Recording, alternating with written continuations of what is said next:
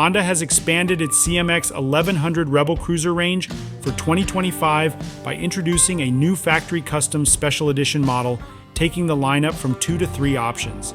Since its launch in 2021, the Rebel has gained popularity, and now the 1,048 cubic centimeters parallel twin engine will be available in the United Kingdom as a standard model with a manual transmission, a touring CMX1100T version with a dual clutch transmission, and the new SE version, which also features a dual clutch system.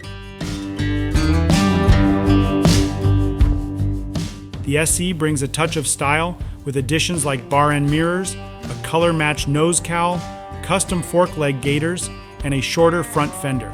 It also includes a diamond stitch seat and a sleek anodized radiator cover. Riders will appreciate the revised ergonomics, with handlebars placed closer and higher, plus extra seat padding for comfort.